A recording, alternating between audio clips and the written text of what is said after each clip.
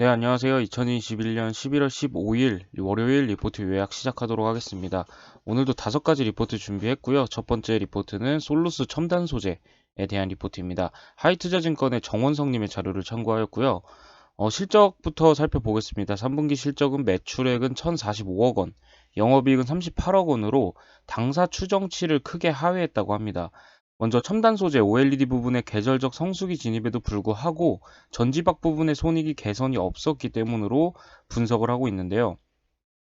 기존 주력 사업인 첨단 소재 부분은 주력 고객사인 삼성 디스플레이의 아이폰 13, 그리고 갤럭시 폴더블 폰 등 주요 스마트폰 신제품형 OLED 패널을 생산 확대하면서 뚜렷한 실적 상승세를 보였다고 합니다. 그러나 지난 4분기부터 양산 가동을 시작한 전지박 부분에서 초기 품질 이슈가 발생을 하면서 일시적으로 적자폭이 크게 증가했다고 하는데요. 이로 인해 당초 2021년 4분기로 기대했던 전지박 부분 분기 흑자 전환의 시기는 내년 2분기로 지연될 전망이라고 합니다. 다만 지금은 전지박 품질 문제가 모두 해결되어서 정상 가동 중인 것으로 파악을 하고 있습니다. 이에 따라서 2022년 영업이익은 857억 원으로 전년 동기 대비 435%를 기록하면서 큰 폭의 개선세를 나타날 것으로 전망을 하고 있습니다. 네, 동사는 이번 3분기 실적 컨퍼런스 콜을 통해서 전지박 부분의 중장기 운영 계획과 신규 고객사 현황에 대해서 발표를 했는데요. 우선 전지박 캐파는 2025년 말까지 총 16만 톤을 구축을 하고 2026년 전지방 부분 매출이 2조 원 이상 달성을 목표로 한다고 합니다. 이는 기존 공식적인 전지박 캐파 계획 대비 상향된 수치라고 할 수 있겠습니다. 동사 같은 경우에는 국내 업체 최초로 전 세계 전기차 시장 점유율 1위 업체의 독일 내 자체 배터리 공장으로 소재 직남을 확정 지었습니다.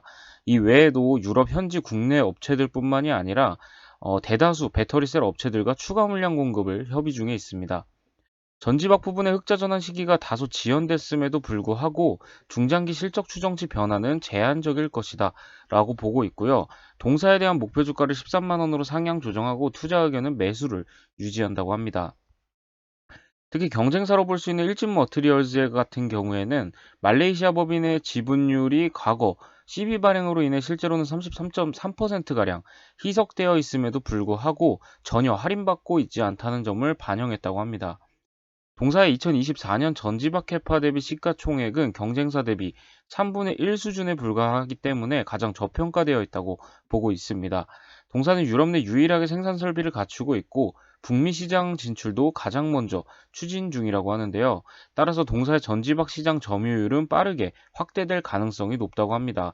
또 향후 가파른 실적 개선과 멀티플 리레이팅에 따른 주가 상승세가 지속될 것으로 전망되는 이 동사에 대한 긍정적인 시각을 유지한다라고 의견을 밝혀주셨습니다. 네, 다음은 한솔케미칼에 대한 리포트고요. 하나투자증권의 이순학님의 자료입니다. 제목은 팔방미인이라고 적어주셨고요. 먼저 동사의 3분기 실적은 매출액 1965억 원, 영업이익 560억 원으로 컨센서스 영업이익을 4.2% 하회했습니다.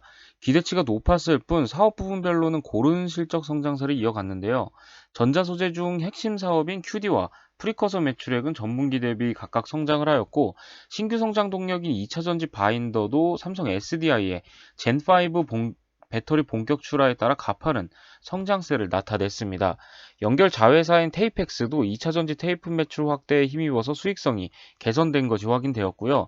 다만 MB 라텍스 같은 경우에는 동남아의 코로나19로 인해서 지속적으로 회복을 하지 못하고 있다고 합니다. 2022년에도 고성장이 기대되는 전자 소재 기업이라고 합니다. 이 당사 같은 경우에는 동사의 4분기 실적으로 매출액 2024억 원, 영업이익을 411억 원을 전망한다고 하고요. 소재 업체에게는 계절적인 재고 조정 기간임에도 불구하고 사상 최대 매출액 경신이 예상된다고 합니다. 내년에도 QD, 프리커서 2차 전지 소재 중심으로 성장세가 가속화될 것으로 예상이 되고 있고 삼성전자 평택 상공장 가동에 따라서 가산화수소 성장도 기대해 볼 수 있겠습니다. 여기에 NB 라텍스 시황까지 개선이 된다면 추가적인 실적 업사이드도 기대해 볼 수 있겠다라고 적어 주셨습니다. 동사에 대한 목표 주가를 기존 30만 원에서 42만 원으로 상향 조정하였고요. 반도체, 디스플레이, 2차 전지 등 전 영역에 걸쳐서 전자 소재를 공급하게 되면서 실적 성장과 동시에 밸류에이션 리레이팅이 본격화되고 있다라고 적어 주셨습니다. 주식시장에서 동사만큼 사업 다각화가 잘 된 소재 기업은 제한적이기 때문에 당분간 가장 주목받을 것으로 판단을 한다고 하고요. 반도체 다운사이클 중에 투자 비중을 늘릴 것을 추천한다고 합니다. 이런 조금 긍정적인 리포트와 다르게 실적이 조금 부진해서 그런지 금일 같은 경우에는 3.5% 정도 주가가 빠지면서 종가를 형성한 점 참고 부탁드리겠습니다. 네, 다음은 리노공업에 대한 리포트입니다. 이베스트 증권의 정홍신님의 자료고요. 제목은 언제까지 이렇게 좋을지 궁금하다라고 적어주셨네요. 동사의 3분기 실적은 매출액 769억 원, 영업이익은 321억 원을 기록하면서 전년 동기 대비 56.8% 영업이익 상승을 보였습니다. 이는 당사의 기존 추정치를 상회하였고 컨센서스 대비로도 소폭 상회한 것으로 볼 수 있겠습니다. 동사의 고성장이 지속이 되고 있는데 이는 해외 대형 고객사의 비메모리 반도체 R&D가 모바일 중심에서 산업 전반적으로 통신 기능이 필요한 분야 그리고 AR, VR, 스마트 가전 등으로 확대가 되면서 동사의 IC 테스트 소켓 수요가 증가하고 있는 것으로 파악이 된다고 합니다. 중요한 점은 새로운 디바이스가 확대가 될수록 동사의 전방 산업이 좋아지는 구조이기 때문에 구조적인 성장성이 향후에도 지속될 가능성이 높다는 점에 있습니다. 다만 2019년 3분기 이후에 동사의 성장폭이 너무 높게 확대되었는데 이러한 고성장 흐름이 언제까지 지속될지는 향후 지켜봐야 할 것이다 라고 조금은 보수적인 입장에서 조금 코멘트를 달아주셨고요. 또 DPS의 구조적인 증가가 나타나고 있다고 합니다. 완벽한 배당 성장주다 라는 코멘트를 달아주셨는데요. 동사의 DPS는 매년 상승하고 있으며 2021년 DPS는 전년 1,500원 대비 큰 폭으로 상승한 2,000원 이상을 전망한다고 합니다. 이는 동사의 배당 정책이 순이익 성장에 따라 일정 배당 성향을 유지하고 있고 올해에도 이러한 관점에 변화가 없을 것으로 보이기 때문이다 라고 적어 주셨네요. 오늘은 2.53% 상승을 하면서 마감을 했습니다. 네, 다음은 KMW에 대한 리포트입니다. 유진투자증권의 박종선님의 자료고요. 전일 발표한 3분기 실적은 매출액 362억 원, 영업 손실 92억 원으로 전년 동기 대비 매출액은 51.4% 감소하고 영업이익은 적자로 전환이 되었습니다. 시장 컨센서스 대비로도 큰 폭으로 하회한 점을 살펴볼 수 있습니다. 1분기부터 3분기까지 실적 부진은 지속되고 있습니다. 2019년에 성장을 주도했던 시스템류 매출액은 전년 동기 대비 86.5% 감소하였고요. 안테나류도 전년 동기 대비 65.3% 감소했습니다. 다만 필터류는 전년 동기 대비 22.5% 증가하였지만 전체 매출액 성장을 견인하지는 못하는 수준이었습니다. 국내 통신사와 글로벌 5G, 인프라 투자가 올해 상반기에 이어서 3분기까지 여전히 지연되고 있기 때문에 동사의 실적 부진이 지속되고 있습니다. 또한 영업이익은 매출액의 큰 폭 감소로 인해서 고정비 영향으로 인해 전년 동기 그리고 전분기 대비 적자 전환을 했습니다. 네, 당사 추전 4분기 예상 실적은 매출액 727억 원, 영업이익 4억 원으로 전년 동기 대비해서는 매출액이 소폭 증가하고 BEP 수준을 예상한다고 하네요. 코비드19 상황 지속으로 인해서 국내 그리고 해외 5G 투자가 지연되고 있기 때문에 관련 매출도 부진할 것으로 예상이 되고 있습니다.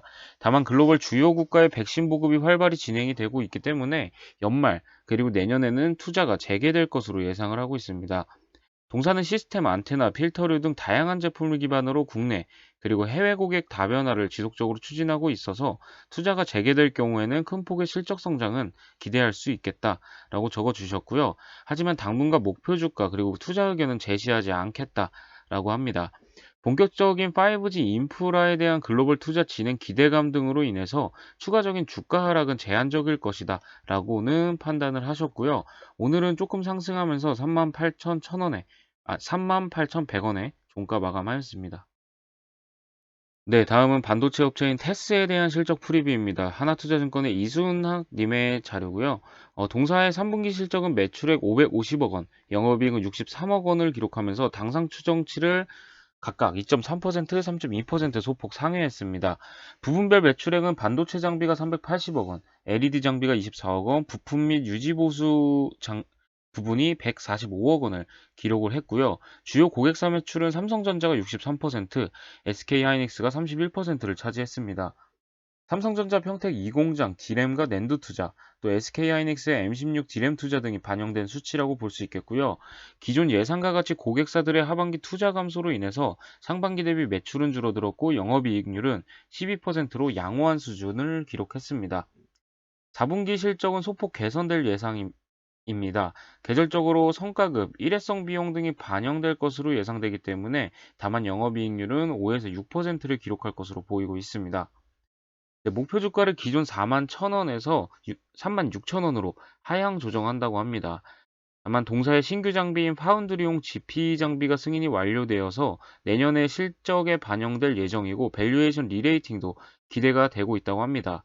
주요 고객사들이 3분기 실적 발표 당시에 보수적인 투자 전략을 언급을 했고 아직까지 2022년 투자 계획이 구체화되지 않았기 때문에 반도체 장비 주가는 당분간 지지부진할 가능성이 높다고 보고 있습니다. 12월경 투자 계획 확정 이후에 주가 움직임이 시작될 것이다 라고 의견을 적어 주셨네요.